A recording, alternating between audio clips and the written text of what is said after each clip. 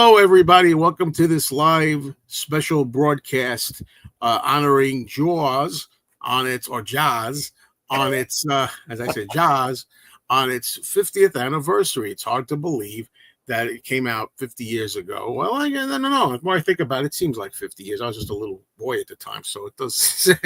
To see, I'm here. I'm glad that he was able to join me. Aaron Badgley is here. Hello. Good to see you, Aaron. And he's got this book out, Dark Horse, the story of George Harrison's post-Beatles record label. And I said before we went on that he wears many hats and he's kind of a busy man. And he's got a couple of radio shows here.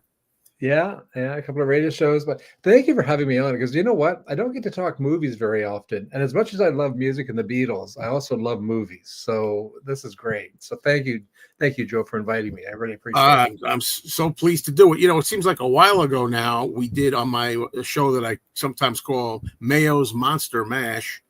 We talked about some horror movies, and hopefully we're going to do more of those. And I just got with this full plate of 3 channels now that I'm juggling. I know you're busy too, man. You've got a lot going on. So I don't know, you're juggling like me. You're like the McCartney juggler.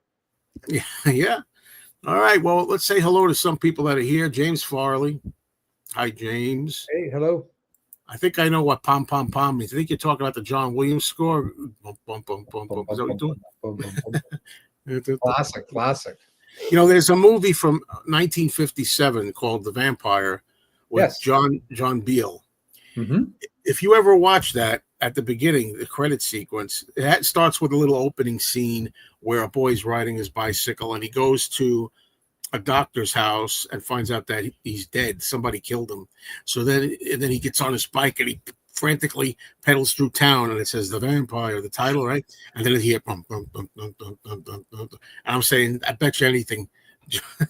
John Williams saw that. He saw that at the drive-in in a B movie, no question. Yeah, try that out, folks, one day. 50 Thunderer. Hello to Lila. Oh, hello. Okay, here we go. James. I love the lion from Rudolph the Red-Nosed Reindeer. Yeah, we were trying to figure. I know I saw him, and I couldn't tell if it was Rudolph or one of those other Rankin and Bass shows. But yeah, now I remember. Nice one. Lila, listen. Where were you on Saturday? Yesterday, I've been doing my show where I do just me. My kind of chat thing, the catch up with Mayo thing. Only I call it now Mayo Lays, like lazy, being lazy. Mayo Lays, and that's over at my other channel, Mayo Loves Mondays. So I'm still there. All right. So the Jaws soundtrack won more awards than the actual film. There you go. Hi, Robbie. Robbie's there. Yeah, they've said I've never seen Duel, but I know all about it. I said that to my wife this morning. We go for a walk every morning. I said, really, Jaws was Duel, and I think Duel is a brilliant film. I've seen it countless times, and I just watched it again. TCM showed it, and it was great to see it again. It is though. Except you see the truck a lot more than you see the shark. Yeah. All right, that's a good point. Okay, you don't see the shark that much, which worked to its advantage, as it turned out, that you didn't see the shark that much. Well, can I just say before we start, Lila made the point about the soundtrack winning more awards. My experience shows that horror films don't typically, and I'm going to call Jaws a horror film or a thriller, they don't typically win Academy Awards. Like, you're not going to find the best actor or do you agree? Or yeah, definitely agree. Until Silence of the Lambs came along, which is kind of borderline. Yeah. But before that, nothing was. The Exorcist wasn't going to win. No, and Frederick March is the last actor, I think, who won an Academy Award for like Dr. Jekyll and Mr. Hyde, right? Yeah, well deserved too. Great performance. 100%. Dr. Jekyll and Mr. Hyde, the Frederick March one, I think still holds up. I think it's still kind of disturbing, and Mr. Hyde scary and fearsome. Well, maybe if we have a few drinks, both of us could start singing "Show Me the Way to Go Home." I don't know. With my broken heart. Yeah. I don't know. How was my neck today? Well, this is not really the place for it, but it's better because I slept in the bed instead of the recliner for the first time in 3 years. Oh my gosh. So that's how that goes. Penny Lane is here. Penny Lane, what's going on? Hey, Elaine. Good to see you here. All right, now, so if you folks have any observations, memories, questions about Jaws, I'm saying it properly, Jaws, not Jaws. Please, feel free. That's why I wanted to do this live to help us along here. Well, I picked this up, the Jaws popcorn bucket. That is awesome. That is so cool. Some of you may have seen this. Some of you may have not seen. So I'm going to blow it up here. That's I don't awesome. use it for popcorn, though. Okay, that's brilliant. Oh, there is a crack in the nose. Somebody was asking. Well, this is here. I know you're from Canada. In Canada, here there's the AMC theaters stocking this. Oh my gosh! So what happens is it opens up like that, and you're supposed to put popcorn in there. That is the coolest. I think that's cool, man. Yeah, I'm glad I'm showing it. Hey, I'm glad. Hey. Love it. There's another reason why I'm going to leave this here for a prop. I'm going to use it in a moment. Also, I'm going to show you one of my viewers, the very nice Uncle Paul, gave me this here. This is a little thing here. It says, you see what it says on the top? Right? That's great. And what this is from Universal, licensed by Universal, is a Jaws candy. No way. And I'm not going to eat it, but it's got shark. It looks like shark teeth. Oh, okay. That's pretty damn cool. So I thought, yeah, for the occasion, I would show this. You know what? My daughter lives in LA, so I'm going to ask her to go to Universal Studios and see if she can pick me that up because I want. Yeah, that's what I want for Christmas right there. Well, there was a place called who really started this, I think, Alamo Draft House. And what happened was, I made a couple of videos on this if you're interested. What happened was I kept putting off getting this thing from Alamo Draft House. And then when I finally said, well, maybe I'll order it, they were supposedly sold out of the site. So I'm like, oh, man. So I found one at Walmart. These things usually were going, I got this for $45. All right. Wow. Yeah, they were going for that. But what happened was when they were sold out, I started seeing them online for like $200, $150, right? Yeah. So I saw Walmart had one, and it was only $25, and I'm like, that doesn't sound right. So I wind up getting it from Walmart, and when it arrives, I had heard reports that some of them got in theirs were broken, but mine was broken too. And I made a video on this channel where I showed you it was inside the mouth. If you look inside the mouth, it's all shattered inside. But what it was it was not the same one. It was a knockoff. Oh, this is the official one. And the skin, what I did like about it though, is this grayness. This was really the darker gray on the Walmart one. It stood out more. It's the only good thing about it.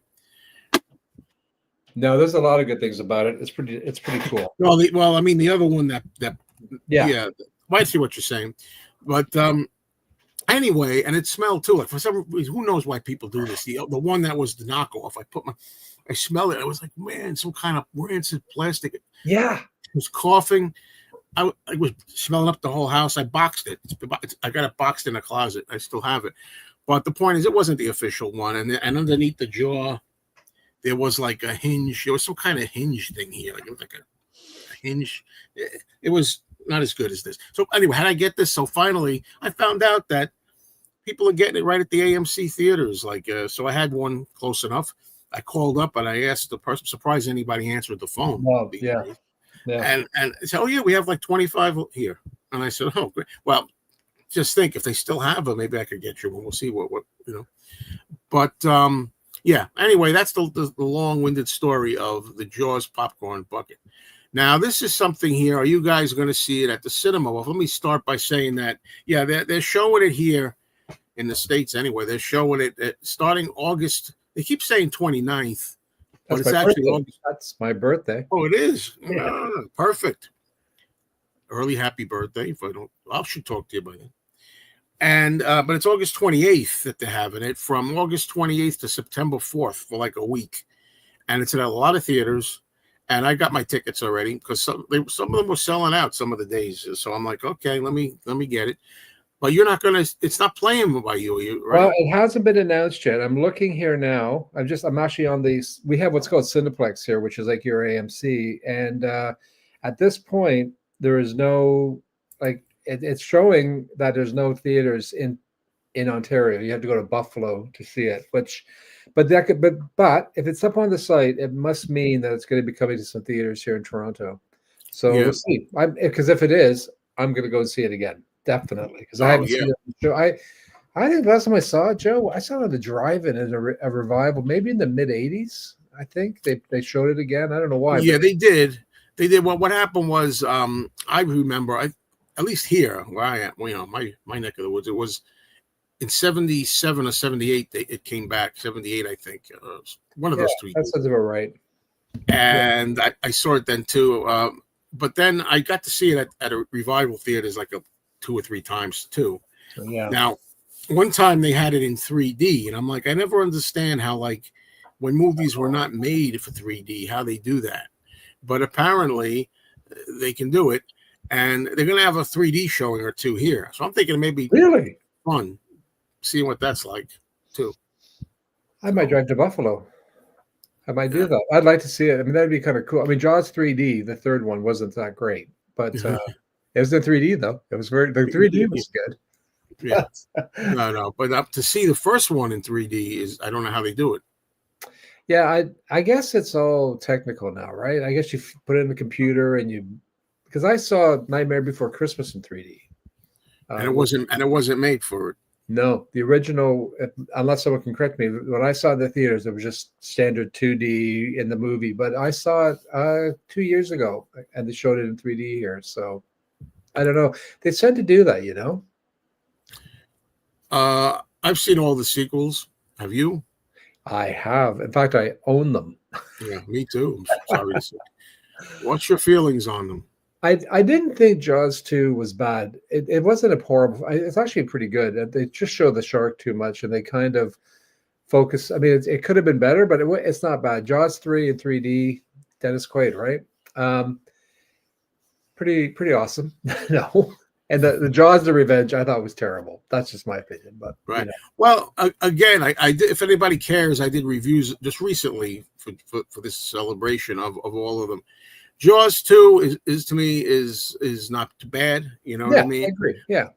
But what I like about it is, as an adult now, I was 16 when that came out, and the same age as a lot of those kids, those rotten kids on the boats. I mean, I'm like, I can't stand it. They just throw the whole story away to a bunch of annoying kids that get eaten as fish food, But as an adult, what I like about it now is Roy Scheider again coming back, and all the problems he's dealing with, trying to convince people again, and he gets fired from his job, and he's got to contend with all this pressures. That to me is interesting about the movie. The kids just happen to be out in the sailboats to get picked off one by one. That to me, it's like a slasher film. That's a good call.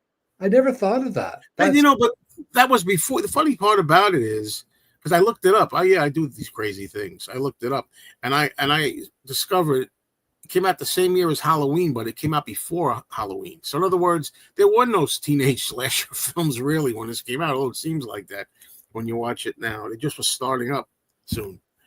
But yeah. So there you go. That's how I feel about that one. And then Jaws 3, I remember like I had a lousy job once, and when I was 21, and I had earned a day and 1/4 vacation.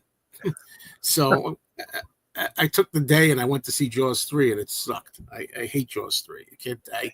I can't stand it really. Jaws 4, Jaws: The Revenge, I defend because it's not a good movie. But I defend it, and my video shows why I defend it. I'd rather watch.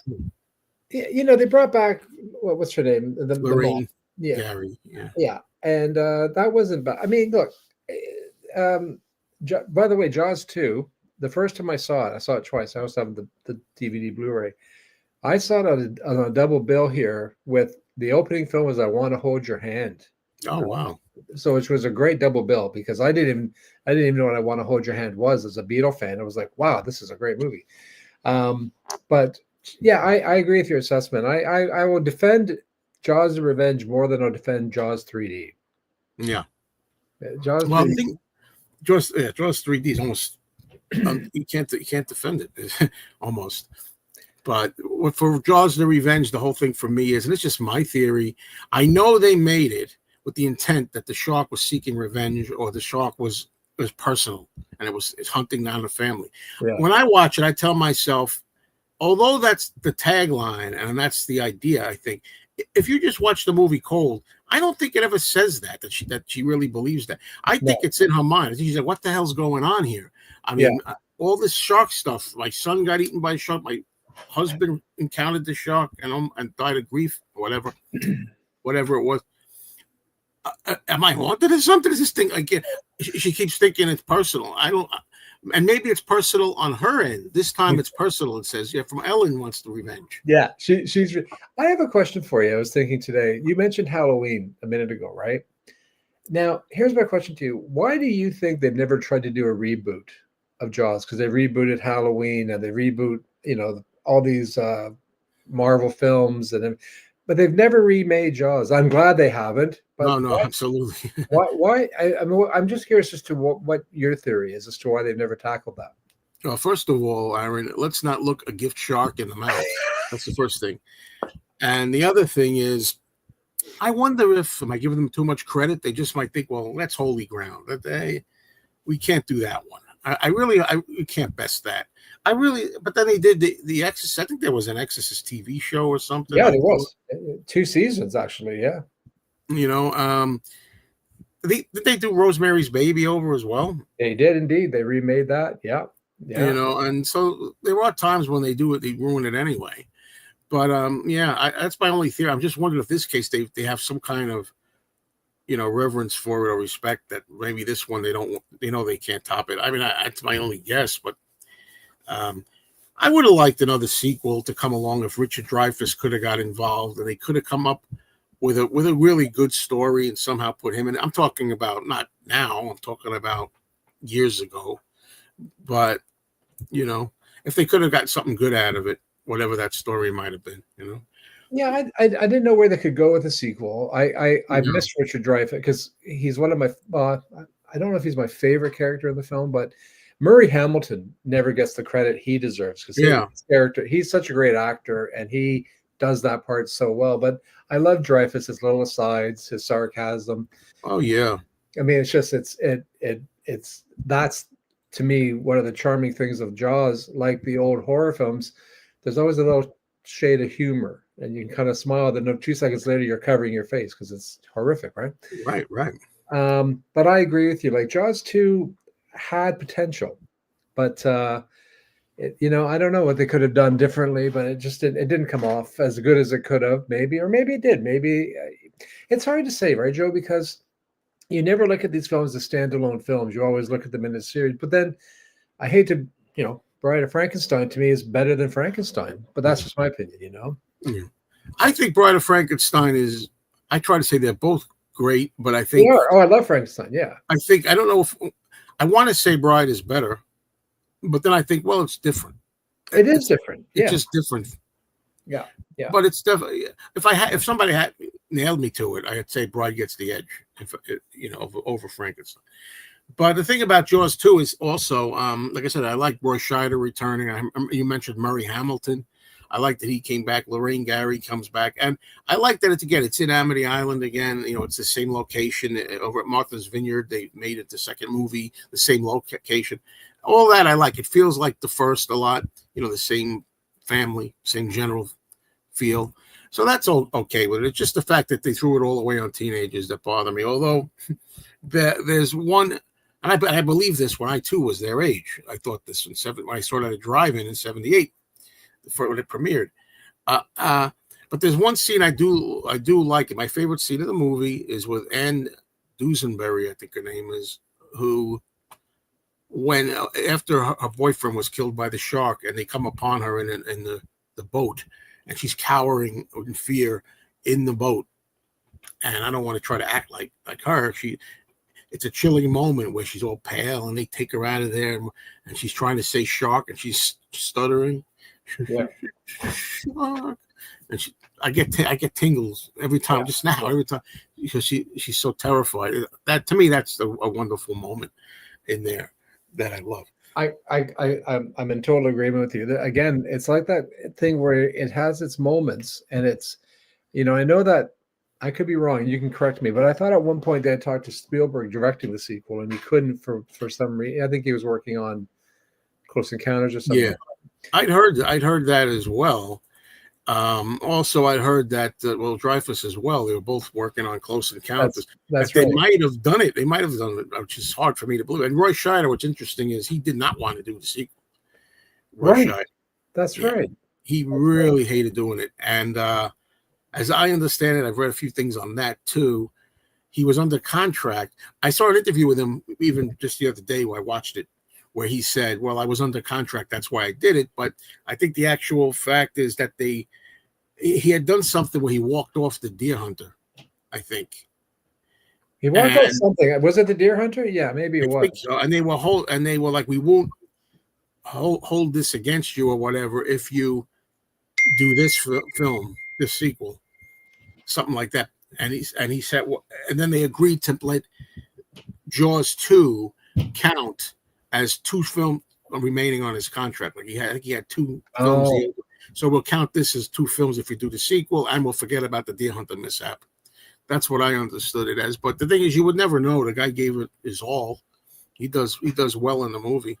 Well, I mean, that's the professionalism, right? I mean, there's these stories of, like, I'm just right now going through a Bogart phase, and there's some films that Bogart truly didn't want to make, but you watch him, you think, well, Bogey's still good in them. He's still Bogey, right?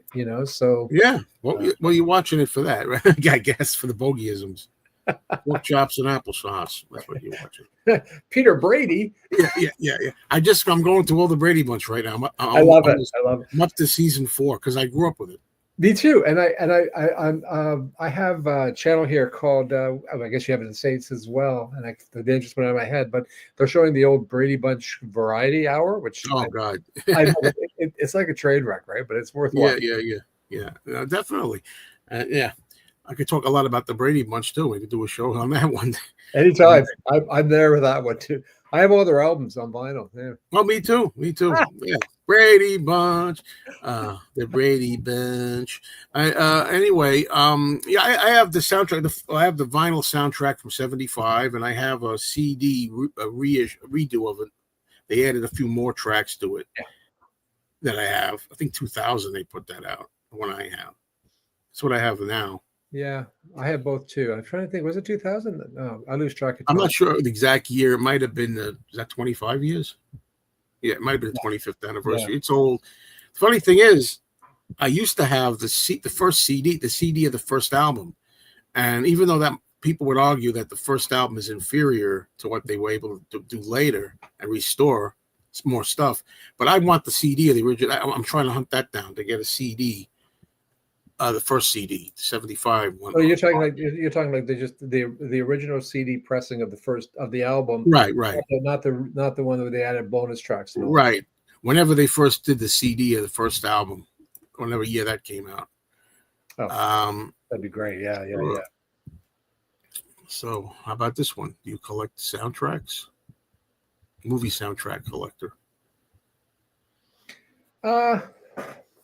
I have a lot of soundtracks, and it's funny, I don't collect them, but there's a lot of I have a lot. Is that, I don't know if that's answering the question. Like yesterday I was listening to the soundtrack to the first Lord of the Rings, the animation one, because they're quite like the music from that film. And I have things like that, which are kind of hard to find and odd, but I buy them because I like the soundtrack, How about you? Yeah, I collect soundtracks. Well, it depends, ones I want, but I don't just collect just for the sake of it. Although I have a few that are probably just for the sake of it.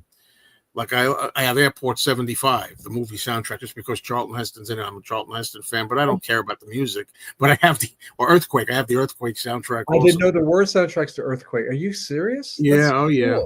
Yeah. You play it, it just the house rumbles. That's all it is. No, I really don't. I don't know about that. You know, Uh, Lila. I'm sorry. Go ahead, Aaron. If no, you that's just awesome. I didn't know they even did a soundtrack to that. I love that yeah, film too, by the way. I actually don't know anybody who ever said the book was better than the film when it comes to this movie particularly. I think the movie's better. They eliminated a bunch of stuff from there that was, and the characters were not likable at all in the book. You know, so It's weird, you know. I read the book before I saw the movie. I'm one of those weird oh, you anomalous. did.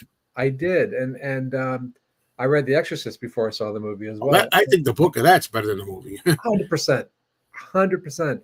But I thought they improved on the book when I saw the film. Like I went to see Jaws, and I was eager to see what they did with it, and I thought it didn't. There's some movies you go, oh, the book's better, but no, I think Jaws is better as a movie than in the book, personally. Yeah, yeah. Now Orca, no, just kidding. Oh yeah, yeah.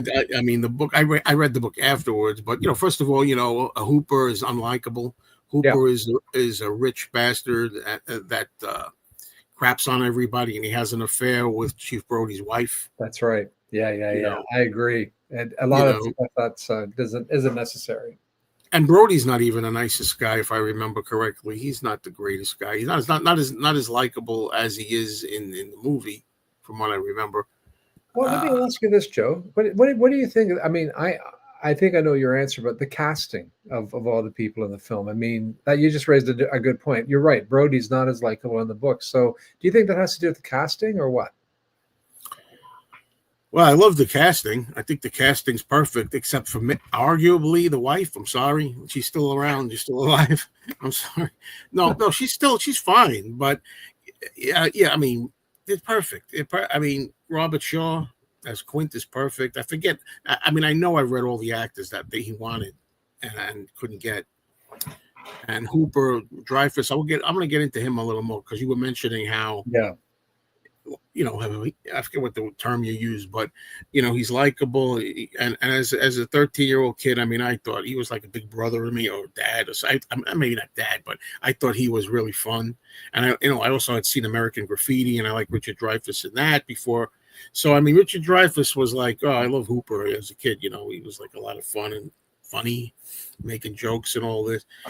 Brody, Roy Scheider's terrific, but the thing about the actress Lorraine Gary is, now if I get this right, you know, I'm a fan of Planet of the Apes. And for those who don't know, because they might not all know her, the one playing Nova, Linda Harrison, was up for the part of the wife in Jaws. was she? Yeah, and she didn't get it. I forget because was she married to Richard Zanuck at the time? But then or she's either going with him or married to Dick Zanuck. Yeah, You know, I thought she was married to him. Yeah, yeah, yeah.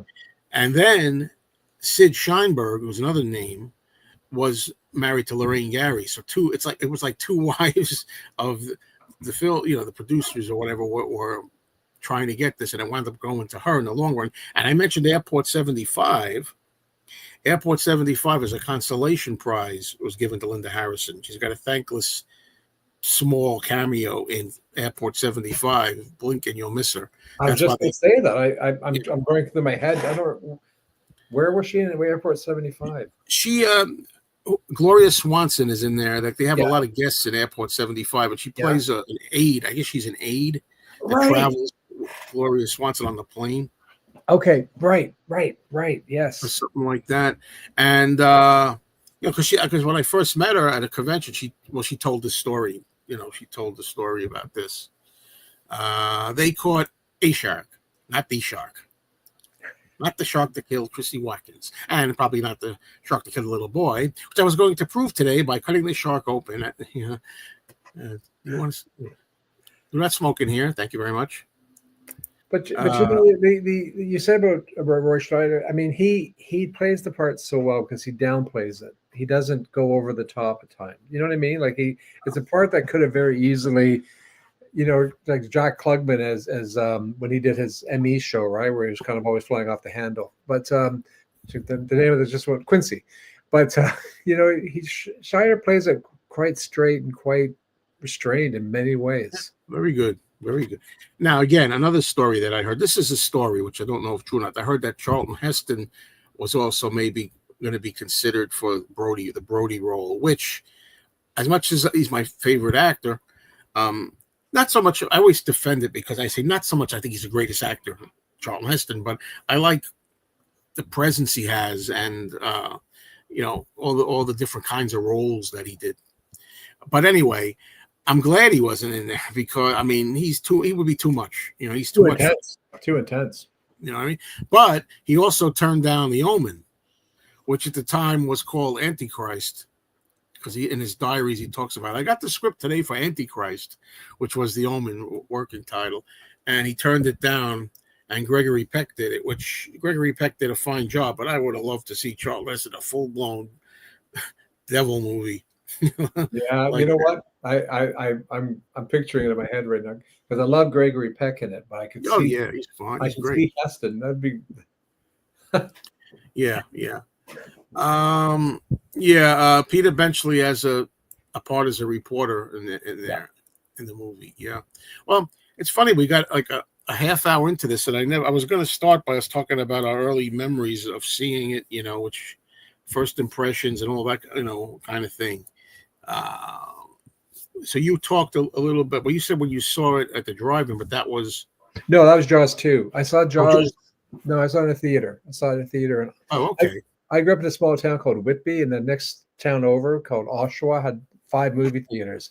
Ooh, it was at the Regent movie theater, and it was incredible. Like I was so 75, so I was not quite. I was 10 because I might turn 11 at the end of August, and scared the hell out of me. It was like it terrified me. We had a cottage. We don't anymore, and I wouldn't go in the lake for the rest of the summer. Refused, even though I knew it wasn't an ocean. I know it was a lake. I know, but I was 10. Come on, give me a break. Hey, there's people out there that lifeguards and things didn't want to go in. I remember hearing talks with lifeguards that they didn't even want to go in the water after that. What did you think when you saw it the first time? Oh, forget it. I was 13. My mother took me to see it. It was we had. I guess I remember other people being there, and it was. I think it was an afternoon show. It was like that's how I remember it. But I remember, like in those days, you get there, and that's the only movie playing at this theater, and you get there, the other movie's still in progress. The one before it is still playing. I remember. So I cheated a little. I went over by this little window in the door. I'm looking, and the first thing I ever saw at Jaws, I still remember the image was, first you see there's this shot where after the drunken scene when they're all singing, the next morning, I guess it is, their hands are looking for tools. They're coming up and they're like reaching around for tools to do some repairs. That's like the first thing I saw. Then like the shark comes back, and I'm watching all this. I shouldn't be watching ahead of time. And they try to snag the rope like this, and they're reaching over, and then, it pops out of the water, and it kind of goes like, it's like for a second, and then the rope like runs. I think the hands, is that when the hands get cut? I don't know if that's the part. I think. But anyway, I'm like, okay. So I didn't want to spoil it, but that's the first time I ever saw anything of Jaws. And then we had to wait for it to start. Anyway, I loved it. I was like that with movies all the time. Something would like change me for life. And I'd be like, I couldn't get out of my head on the ride home.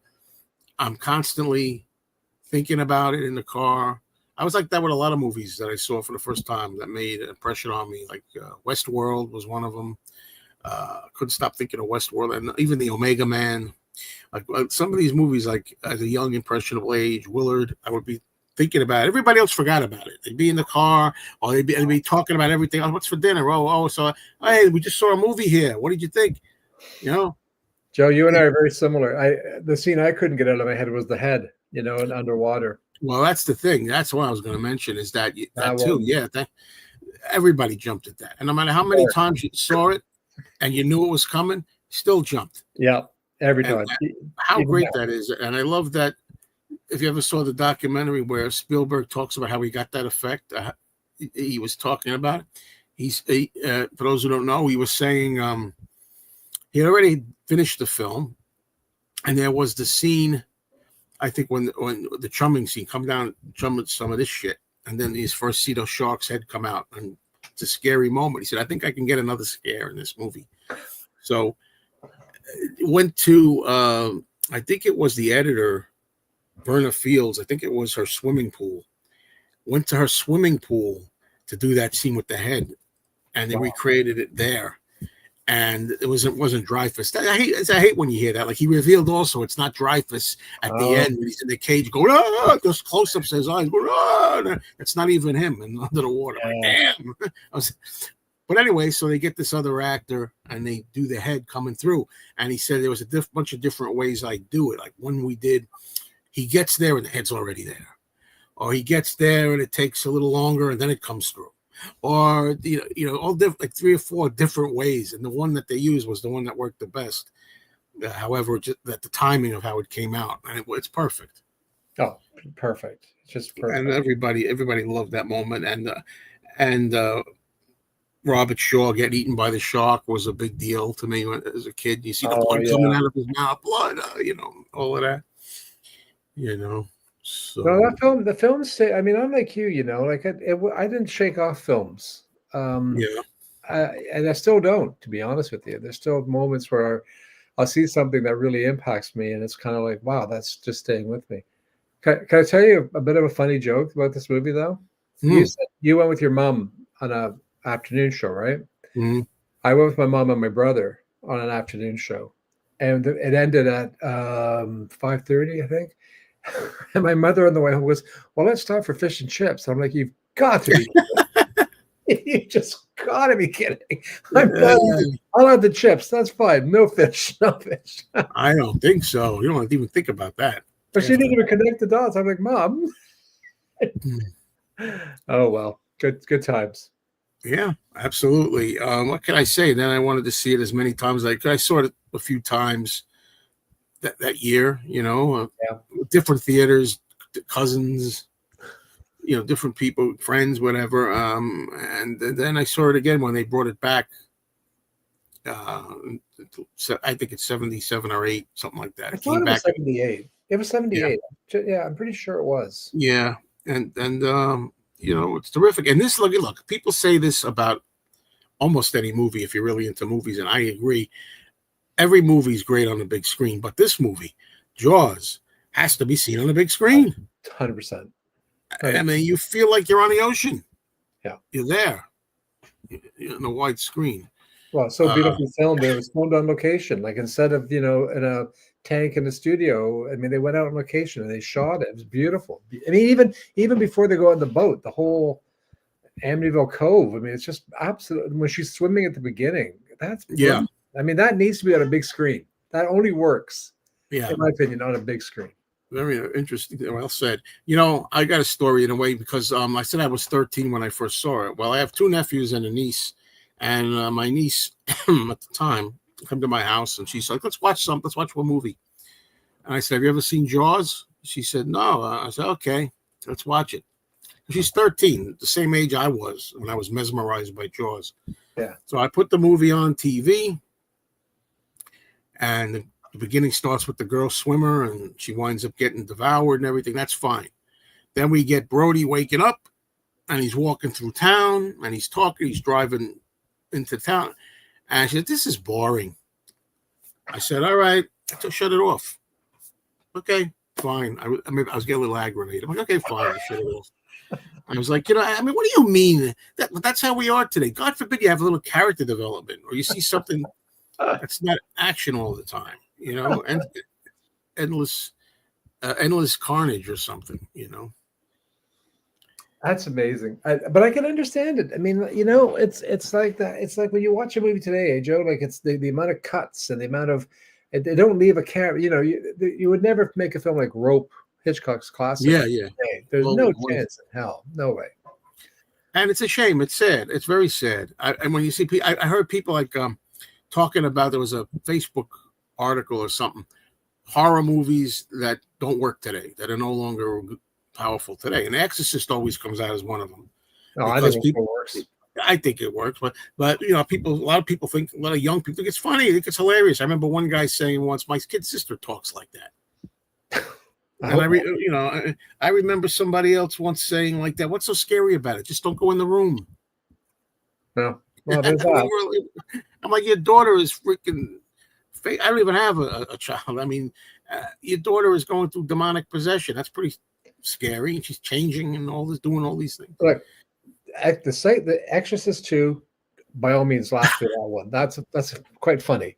But The Exorcist, I think, though, you just said something. There's moments where they have to build up to it. And Spielberg, I think Spielberg, one of his greatest gifts was always the slow build. Same thing in Close Encounters. It doesn't just, boom. He slowly built. And Dreyfuss is brilliant in that. Same thing in Duel. I think most of his films, he develops things, and then it's a payoff because you care about these people, and you want to see everything turn out. And if it doesn't, you're impacted by it. Yes. Well, that's part of it. And a lot of people, young people in particular, have lost that if they ever had it. Like in the Exorcist, going back to that, there's a scene right before the big crucifix self-violation scene, where down in the living room or whatever, the lieutenant is talking with Ellen Burstyn, and she's all a bundle of nerves, and he's trying to investigate this, and they're talking and having this conversation.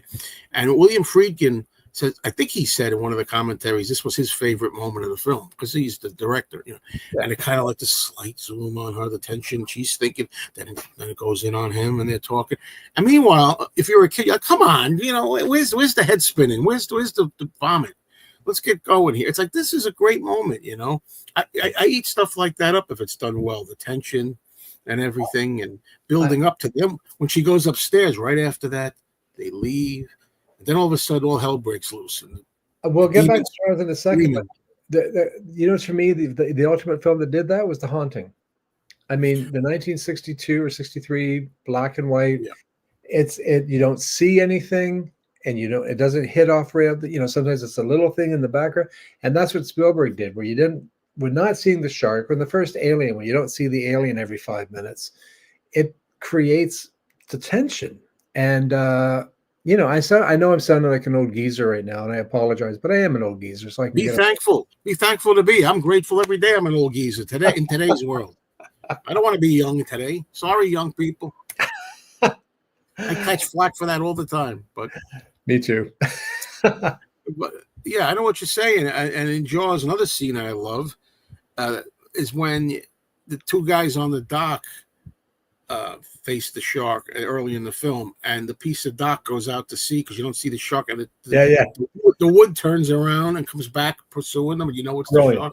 It's freaking great, and the music with it is good, But I was thinking again. Now I'm going into this stuff about movies that aren't as powerful today. Of course, they always pick on. I say pick on it because I love this film, Rosemary's Baby. I don't know how you feel about that. I think I love this work of art. It's a work of art. Terrifying. It is a brilliant film. The idea that you don't know who's who, you don't know what, everybody's in on this. You're just being used as a pawn to have the devil's child and all this kind of stuff. It's a scary thing, and it's amazing to me how many people say, "Oh, that's a bore." Oh, yeah, people are right. What a bore. Yeah, I understand from your perspective because you don't understand build up and tension and suspense and your moment and subtle suggestive things. There's nothing like if you watch that movie again and again and keep your eyes on the husband, John Cassavetes. He watch everything he does when he starts getting into it. Like at first he doesn't know anything. He's just the husband, but then later he starts making a pact and a deal with the neighbors next door. You can see all the things he's doing.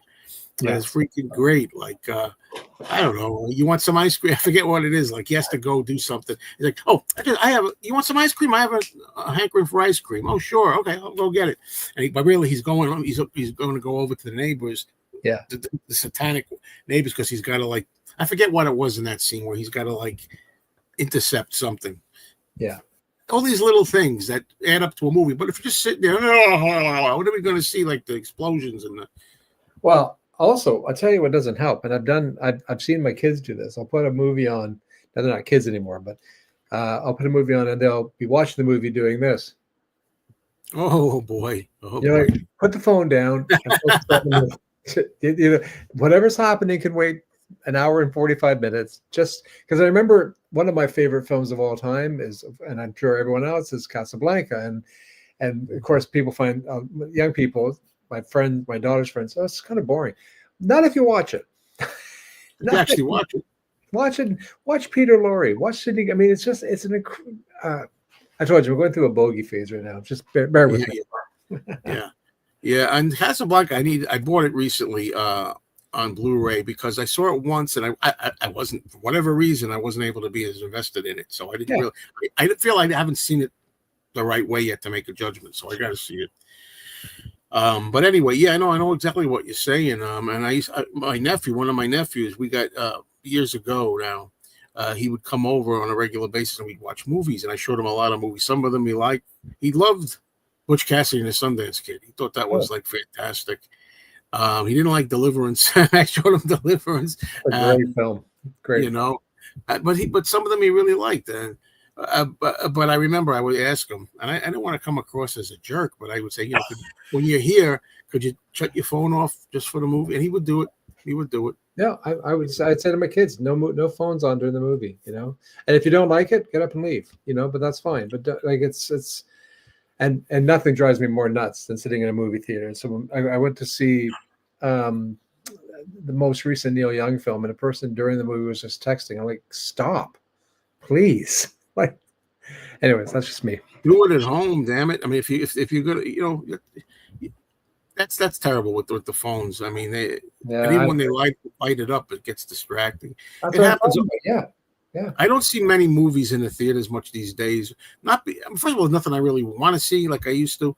But if I do, I generally try to go early, like because I'm retired, so I'll go.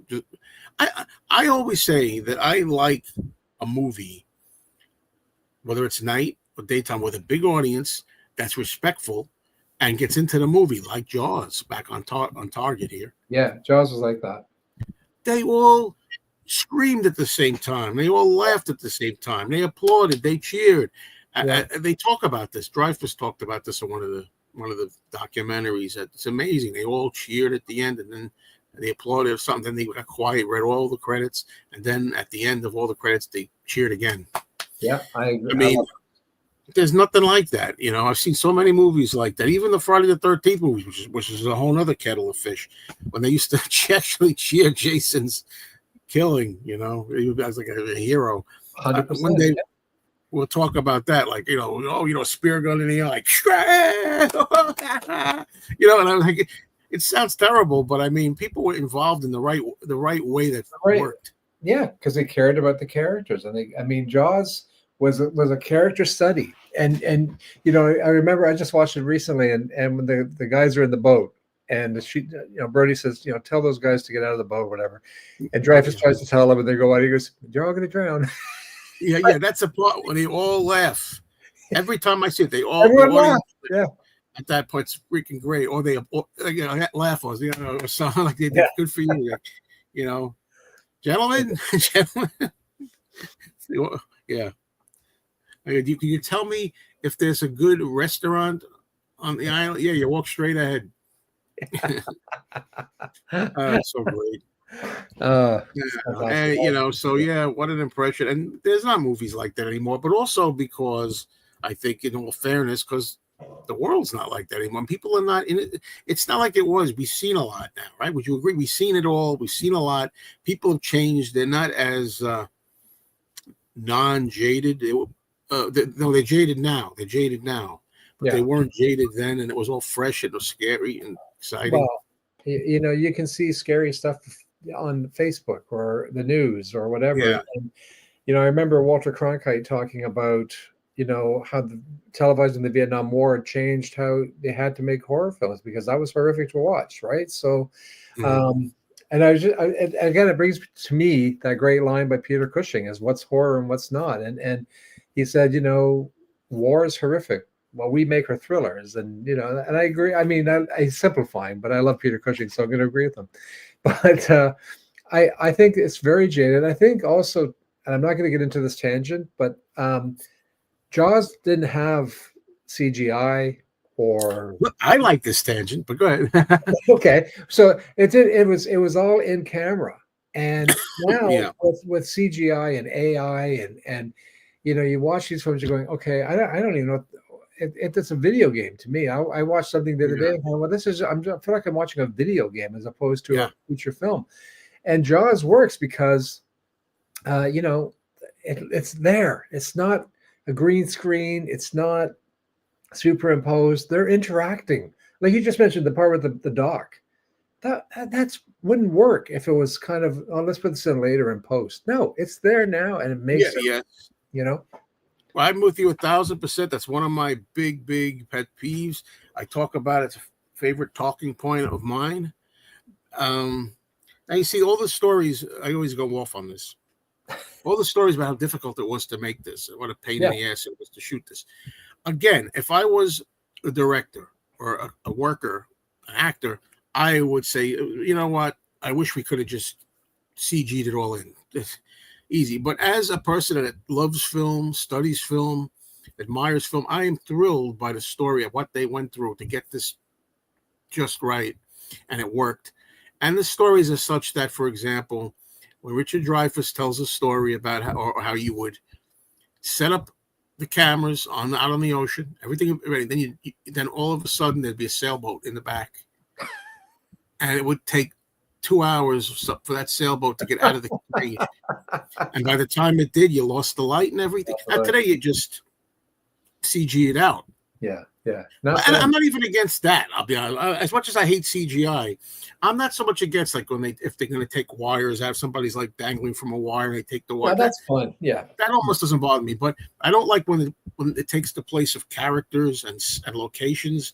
You're really on the ocean. You're in the studio and they just make it backdrop CG ocean because they're interacting with the ocean. I know that sounds stupid. That was a stupid comment, but it's not, because when you're really on the ocean, when you're really doing something, as opposed to interacting with nothing, someone's holding a stick with a tennis ball on it, you're reacting to that.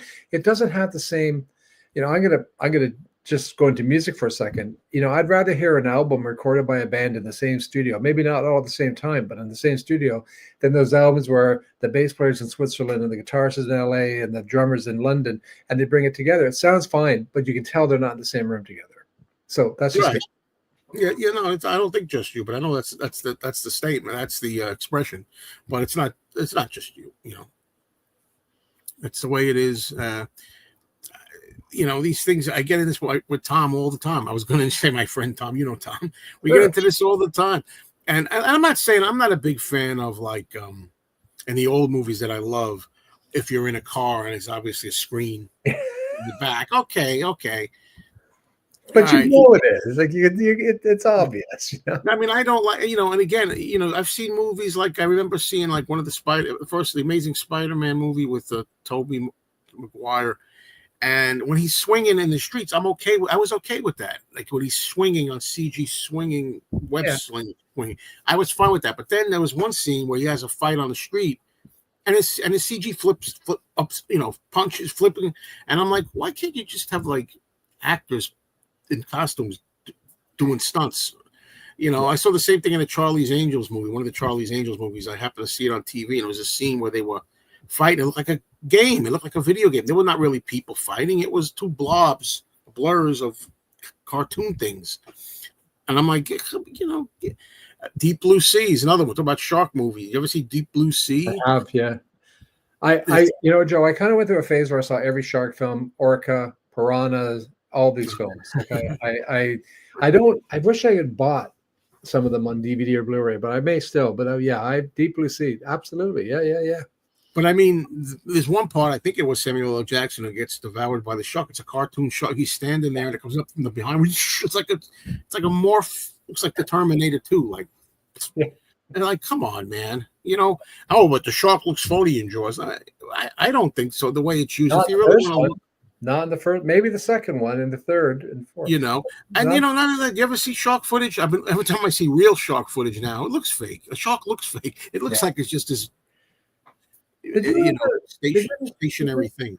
Did you ever go to Universal World in LA and see Jaws thing? Well, I went to Orlando and they had one once, but Okay. it's not the same thing. Yeah, it's pretty cool. I didn't want to lose it. You said you like Peter Cushing, so do I. I love Peter Cushing. Because you know what it is? A lot of this stuff, I get aggravated because it's stupidity and some of this. And this is the whole thing with me. I'm afraid that stupidity always brings out the worst in me. Stupidity? Yes, stupidity.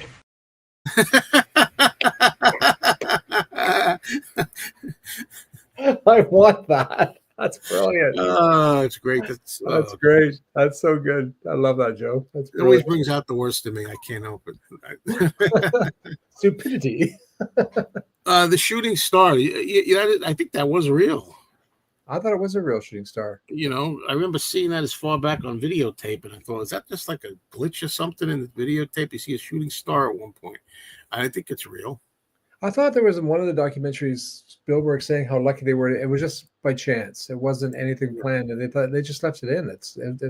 It adds something, and you know. You open the beaches on the 4th of July. It's like ringing the dinner bell, for Christ's sake. Oh man, I know, it's classic. Sorry, I'm missing a lot of comments, but you know, it says when Hooper inspects the eaten torso in the box, then he lifts up the eaten arm, then sips water in shock. Partially denuded bone remaining. I'm telling you, you pick up on the dialogue after a million times. Oh, I know. Swinging in Spider-Man is when I turned it off. I didn't go to see a cartoon. Well, I understand the way they got to do that. Tom, when we talk about movies, he says, "Well, they had to do that now. How else were you back then? You couldn't do these things." And I'm like thinking, I don't know if that's 100% because they did. They had George Reeves busting through walls. I mean, they had okay. Sometimes it looked fake or plastic or whatever, but there's a lot of those Adventures of Superman things when he busts through walls. Some of them look really good, yeah. I think. Some of them not, but you know, I always say the same thing with Godzilla movies, and the people love to trash the old Godzilla Toho movies, and I say, I know they look fake. I know there's guys in suits, but I'd rather have the guy in the suit. I saw War of the Gargantuas on the big screen. Yeah, me too. And I remember that you got this Gargantua coming out. It's a guy in a suit in an ocean, quote, it's a tank. And it's a fake ship, and he's grabbing the ship, and he's rocking this big ship. The ship is fake, and the act is real. I'd rather have that. That's just me. I'd rather it be real than I'm watching this, and I know this is something that's added later, whether it's Jurassic Park, dinosaurs. I know, you know, he's looking at the guy, and he's like, and I know he's not really there. I'll take King Kong, the dinosaurs in King Kong. I thought they were great. The animation, yeah, the original. I love that. I think, and I still think the first King Kong. I mean, the second one wasn't. The remake wasn't bad with Jessica Lange. The third, with the most recent one, I didn't like at all. But that's just that's just my opinion. That's just not my cup of tea, right? My opinion too. I hated the Peter Jackson King Kong. I think he does better work for the Beatles than he does with movies. But the thing was, I was surprised I didn't mind the CG in the Jackson Kong. It was mostly him ice skating and with what's her name? Who's the main woman in that? I don't know. I know Jack Black is in it. Yeah, oh, that's so stupid. And Jack Black and everything, like at the end he does the same line. It was Beauty that Killed the Beast. It's almost done in like a parody way. Oh, I agree. I thought it was done in a parody perfectly. First time I've only seen it twice, and I thought, are they parody? Like, is this a parody of the original? Yeah, and you know, it's funny. I was, as a 14-year-old kid, I was pissed off at the Dino De Laurentiis Kong. I hated that too, but now I like it better than I did then. Me too. Same thing. Same thing. Oh my gosh, it's scary. That's like I feel like I'm talking to myself at times. Yeah, really? Because I was like, oh, I was 14. I'm like, oh God, and she's like, go ahead, eat me. You want to eat me? Eat me. Choke on me. Go ahead. And then I'm 14. I'm going, oh, come on, what's with this dialogue? And then, you know, and now I'm like, no, but at least it was the guy in a suit. Mighty Joe Young, yeah. I didn't mind. That's one I didn't mind, believe it or not. Even though I love Mighty Joe Young, I didn't mind the remake. I didn't either. See, we're talking the same thing again here. You know, I didn't mind that as much. Occasionally, if I thought Charlize Theron was a good choice in there. I liked her in that movie. When I'm thinking of the remake, and they didn't try to redo the original. They did something different, and I thought it was good what they did. I mean, it was. I agree. I'm with you. I'm right there with you. Whereas a lot of topics remind me of these topics. We got all kinds of topics we can do and hopeful shows on, like remakes that we don't mind. You should write some jot down some ideas. Oh, I got so many. I should do it right when my phone's not here. I put it in my phone sometimes because I forget things. Oh yeah, Tales from the Crypt. Yeah, that's great. Okay, but that scene in Tales from the Crypt, I was very little. My brother took me to see it. My brother had no filter, so he'd take me to see all these films. I actually asked him 2 weeks ago. I said, "Why did you?" I was 8. Why would you take me? And he said, "I wanted to see it. I had to babysit, so you're going." Yeah. Yeah. Okay, terror. That you were cruel from the start, and now your son has no heart. I mean, that just killed me. Especially for back then, Yeah, that was a great film, and Peter Cushing was brilliant in that. And that's a film that left a lasting. To this day, I'm 61. I still can quote the film. I've seen it twice. So there you go. Yeah, that might be the only time he played a monster or a thing like that. Was that the only He time? came back from the grave. He was fine until he died, and then he came back kind of angry. Yes. Is Jaws in your top 5 movies? I don't know. My top 5 movies, Lila, changes every day. It's. I'll say this much: it's in my top 10. It's in my top 10. 5, and sometimes it's not.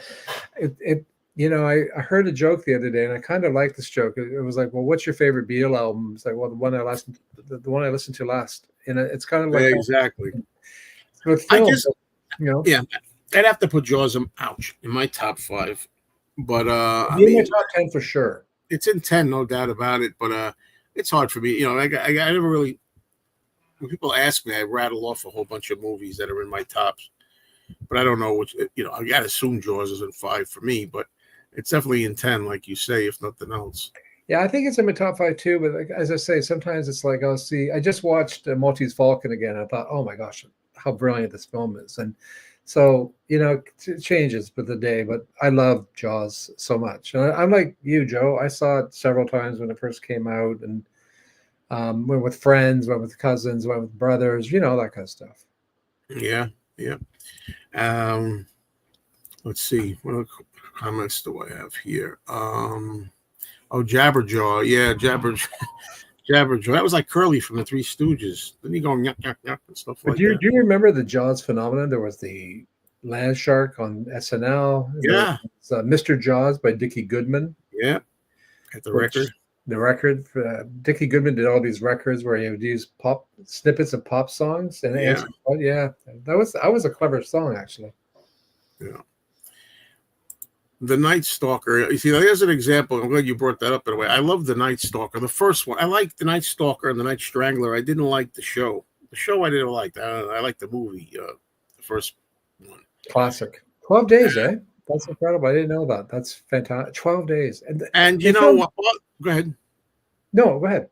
No, what bothered me about that, I was talking about how I like things natural. Use a stuntman and everything. There's certain times where stuntman, if they're not done right, like this vampire in there, Barry Atwater plays the vampire, and he's a modern day vampire in the 70s. And he runs around, he jumps fences, he does all this, and it's always a stuntman. His hair's always like sprayed still, it looks like, or wet down. And every time he's running, they got this hair flopping everywhere. It's not him. It's obvious it's not him. Same thing in the Omega Man I talked about before, one of my favorite childhood films. You got Charlton Heston jumps on a motorcycle. He's riding on a motorcycle, and he's going down baseball stadium steps, boom, boom, boom, boom, boom, with the motorcycle. It's so obvious. Yeah, I know. It's not him. I wouldn't even mind. This is where they did this with Christopher Lee in one of the Star Wars movies. I think Attack of the Clones, which I don't like. They actually took Christopher Lee's head and was able to put it on while they were fighting. I almost wouldn't mind that. See, although I'm a purist, leave it alone. Sometimes I wonder if I would. I agree with you 100. And one of my funniest, and it's not a horror film, but The Bishop's Wife, when Cary Grant's skating. Yeah. Oh my gosh! It's like you're going. It doesn't even look like Cary Grant. I just was watching The Adventures of Superman again, George Reeves, and there's some scene in there, the TV show where some I don't know, Superman busts in and it's him, and then he's like, he's throwing this guy around. This guy comes, he's punching that guy. It's a stuntman the whole time. He looks nothing like him. Nothing like him. Yeah. You know. And I'm like, yeah, that bothers me. One other thing I keep talking about, this is like an Omega Man show, but one thing that I would actually do, which is against my policy, the CGI, is, at the beginning of the film, it's supposed to be everybody's dead in the Omega Man. It's like I Am Legend, the last man on Earth. Yeah. And they had to record a film on Sunday mornings in the business area where everybody was off, and Sunday mornings, like, hopefully there weren't a lot of people on the streets to make it look desolate. So every time I watch it, I see them. He's driving a car at the beginning, right at the beginning, all by himself. There's nobody alive. It's just him. And every once in a while, in the buildings in the city, on the background, a car zips by. In the background, zip. I'm like, and the lights change. They go yellow, red. Yeah. Traffic lights are working. I wouldn't mind them going in there, taking the traffic lights, making them all dead black. I wouldn't mind. No height, no power. Cutting out the cars. A couple of times, it took me a while when somebody told me about it. There's some like upper shots from the top looking down on the city street, the buildings, and there's a few people walking. Really? Like ants. You can see like, oh, there's a guy there, there's a guy there. Take them out. I would take those out. That's hilarious. That's hilarious. I gotta now you see I'm gonna have to go and watch it again because I remember the traffic lights, then I kept thinking, I thought there was no power. But yeah, no power. Yeah. I mean, I could tell you all kinds. There's one. I didn't even know about this one. I don't know what they call it. There's a beautiful scene I love where he's jogging in the morning, and it's on this. I forget what it's called. It's in Los Angeles, and it looks like it's a building where it has black posts, and he's jogging in front of this building, and all around it is water. There's water surrounding it. It's like an island, a cement island in the middle of the building, and he's jogging on this. It's a good visual. In the city. Yeah. But somebody said it. I never noticed it. Now I can't unsee it. When the camera light goes in on them, all these black posts that you see reflect the crew. They're all standing with the cameras and they're standing on filming him while he's jogging. Like, what'd you tell me that for? Oh my gosh! Don't tell me that. Okay. I'm gonna watch the other. There's another film. If anyone watches the Alistair Sims Christmas Carol. I don't know it well enough. At the mirror at the very end when he's changed, he gets up after the night of the ghosts. You can see the director and the cameraman in the mirror. Oh yeah. And I can't stop seeing it now. Like every time I watch, it's like, oh, there he is. Yeah. Did you ever see? Familiar with Willard? Oh, I love Willard. Willard and Ben were great films. Yeah. There's like a scene at the end where Bruce Davison wants to poison Ben the rat at the very end, and he's in the kitchen, and he's got these glass kitchen cabinet doors, like you could see reflections in there. So you have the rat. Ben is like sitting on something, and he's like he has poison or something. He's like trying to like mix the poison. They're gonna feed him, but he doesn't know it's poison. And then all of a sudden, you see a crew hand in a glass like take the rat and take it off its mark. No, I don't remember if he was taking it off the mark or putting it back where it belongs. Like he was supposed to move. So and I'm like, I only heard that because somebody told me about it. Okay, I gotta look I'm like, thank you very much. Love that. We're all over the place with this. Sorry, folks. I don't a lot of comments, but it's great. It's a good conversation. That's what I was hoping. We appreciate your comments. Yeah, Century. I don't think it's Century City. I think it's something. I remember something about water, a water plant, a tower. What's something? That? The Omega Man one I was talking about. With this, I don't know what it is. Steven Spielberg's reflection in the phone booth in Duel. Wow, I never noticed that. I've never noticed that. Now you've got me thinking. I know the phone booth scenes, but I don't remember seeing Spielberg in there. But thank you. I'm gonna look that up now. I'll give you an old Universal mishap. Did you ever see in House of Frankenstein when Lon Chaney turns into the Wolfman? There's a mirror scene at the end. He turns in the mirror, the bedroom, and then he turns around, and he didn't make his hands up. His hands are like on the bottom of the screen. Really? He doesn't have his wolf hands on. Oh my gosh! I'm Uh, going to watch that this afternoon after the ball game. Yeah, yeah. I So like the these bloopers. They're fun, and it's continuity, whatever you want to call it. But it's like what most recently Game of Thrones with the cup from Starbucks on the table while they're. It was like, and I saw that and going. I said to my wife, I go, there's a Starbucks cup. What the hell is a Starbucks cup doing in this world? But maybe that's Starbucks. I don't know. I don't know. exactly. Well, since we're talking about Jaws, I can tell you a Jaws blooper that we might not have seen. You ever see a blooper with Robert Shaw? A great scene when he's getting eaten by the shark. I don't want to ruin it for you. Is it on the blooper reel? No, it's not on the blooper reel. I think somebody talked about it. I don't think it's featured anywhere. But somebody talked about it once, and then I noticed it. Nobody's ever mentioned it. Can you share it? Well, he's like when he's sliding down and he's getting eaten by the shark, and he's struggling, and he's this and that. He's wearing a bandana. Yes. He's going back, and the bandana comes off while he's struggling. It comes off like he's like fighting him. And then in the scene after that, when he crunches him, it's on. It's on again. Well, he just he took time to put it back on. It's like, oh, come on, man. But you can't help all that stuff, No, I mean you can't. Once you see it, you can't unsee it, and that's the problem. But in a sense, that's the charm of these things. Is that they did make mistakes. There was a little, it's like Lennon coughing at the end of Twist and Shout. Like, I mean, that kind of stuff. It's wonderful to hear. Or he clears his throat. He doesn't cough. Oh, that's great. I love that. I wouldn't have that any other way. No, I wouldn't either. But some people today would say, "Oh, well, you got to get rid of that." No, leave that in. It's fine. It's fine. Yeah. It's fine. Especially because of the history of that song. That his voice was shot and he could barely sing it.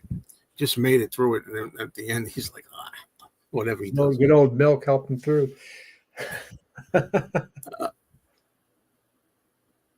Oh yeah, there's another Pulp Fiction. I love Pulp Fiction. There's another mistake there too.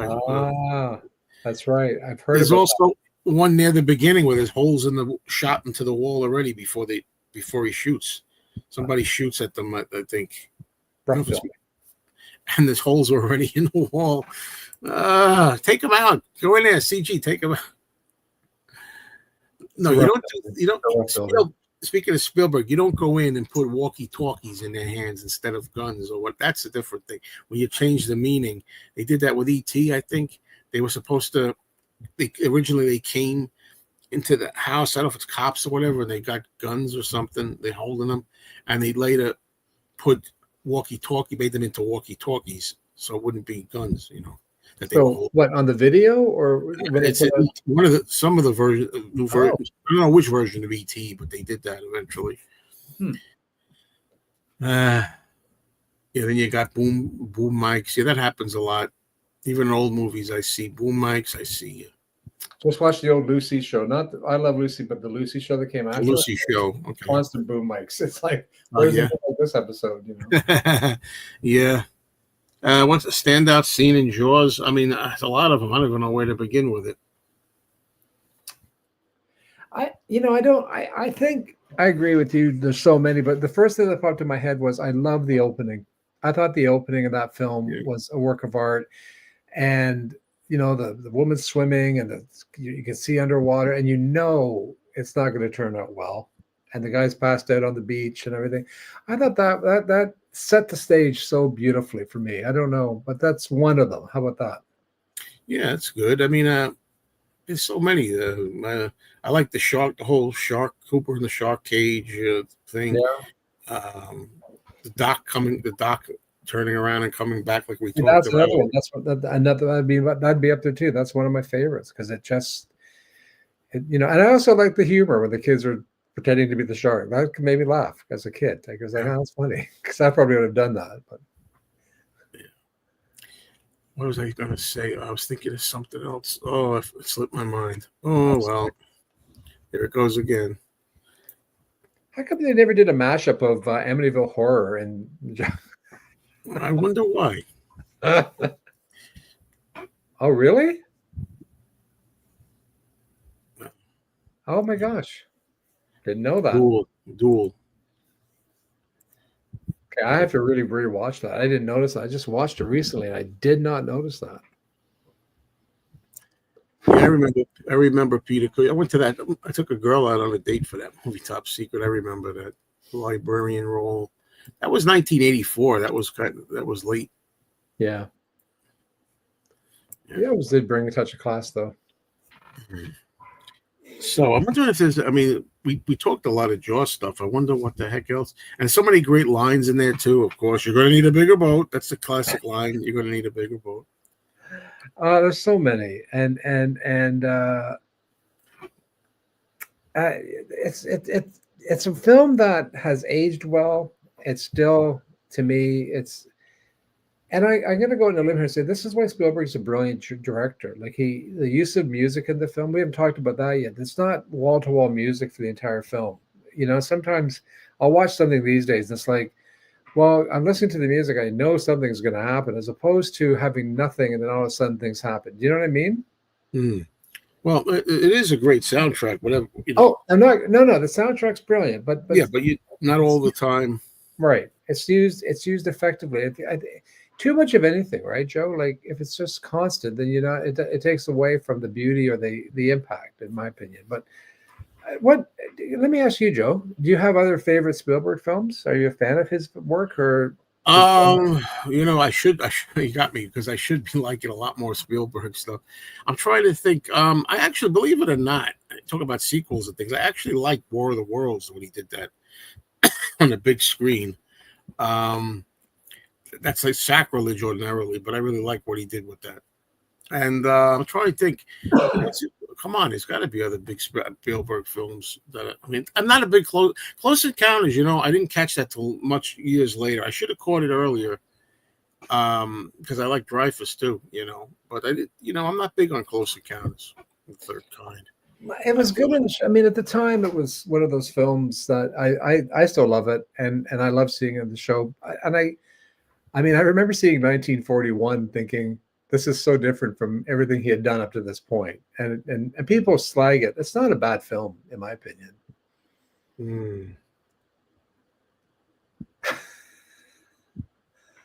Oh, yeah. Some people pick on the end of the movie being unlikely, but you're so into the movie, you don't even think about it. It works. I love that. That's good. It works really well. I'm glad they were going to do that. In the book, the shark just dies from its injuries. Yeah. It just it was going to come to get him, and then I think it just weakens and falls down because of its wounds. Yeah. Something like that. Yeah. I know one thing what I was going to say before was, I don't know, this is nitpicking, of course, but one of the most, the scene I like rewarding is when Hooper jumps up at the end. Everybody, the audience cheered like there's no tomorrow when Hooper is alive at the end and he comes crashing up through the water. The thing is, I wish there was some way that you didn't know he got away. You see him swimming away. I guess you'd have to see that. He swims and hides behind some rocks. And I'm like, I don't know how I would do it differently to make, when we know that he got out of the cage, when you see the cage all smashed up, and Quint doesn't know it, and Brody doesn't know. They think he's gone. But we know we saw him get away, and he's hiding behind the rocks. I really wish there was some way we think he got killed too. And then when he jumps up at the end, then it's a big surprise. But how would it have been explained if we didn't see something? Yeah, I guess the only way you could have done it was have him explain to Brody about how we got away, which would have really been, not great. That part always reminded me, and I know that Spielberg is a fan of the old 40s and 30s serials, and that's what that reminded me of. When you're watching the old serials and they always end on a cliffhanger, and you think, well, how is Flash Gordon going to get out of this one? And then and it's like, oh, that's how we got out. That's always reminded me of that, but it's still good. It's not nitpicky. I think what it is like you kind of. I always find my view changes on certain things. Or like you mentioned about King Kong with Jessica Lange. I hated it as a teenager. I appreciate it now. I can watch it and go. I remember not liking Beneath the Planet of the Apes when I first saw it. Now I think I watched it again about a year ago. I thought this is a really great, solid film. Not as good, but. That's it. Beneath the Planet of the Apes. One day we're going to do a lot of apes. That was my favorite movie ever made. Really? I saw it. I didn't see it in the theater. I saw it on TV. Okay.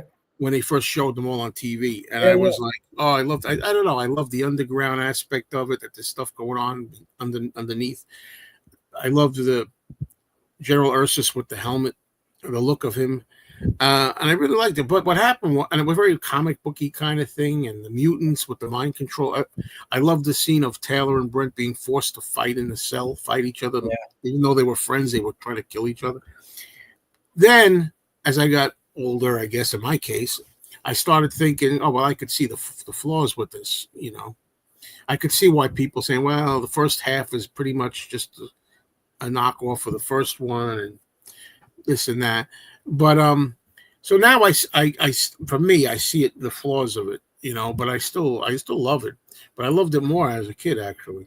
See, that's funny. I had a reverse experience where I saw it and I thought it was because I thought Escape from the Planet of the Apes was absolutely brilliant. I just love that film. But I like Battle for and Conquest. I love. Oh, you're a defender of Battle? Because I am a defender. I'm going to be a defender.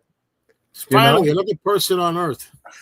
I mean, I think it's the weakest in my opinion. Yeah, no question. But you're running out of ideas. But I agree it's the weakest, but I can defend it. I think it's got some great moments in it, and I thought it was a nice way to kind of bring everything full circle. So no, I'm a defender. I'm a defender. Yeah. We'll do. I could. The way I am with the Beatles and Universal Monsters is what I am with the apes. I mean, I've spent a lot of time thinking about the series and the way it all fits together. I'm not talking about the new stuff, even though I don't mind the new movies too much. This new series, I kind of like them, but they don't go with the old series. I like the new series more. I didn't care much for the Tim Burton. Sorry. No, sorry. Are you kidding? Come on, everybody hates Tim Burton's. Sorry. I almost threw stuff at the screen. I was so pissed. I waited 30 years for that hunk of crap. I couldn't believe it. I was like, are you kidding me? I was like, that's so funny. I hated Tim Burton. Well, anyway, another thing, the shark's name is not Jaws. I hope maybe, I don't know, that's how I feel. You don't think his name is Jaws, do you? Okay. Like Cujo?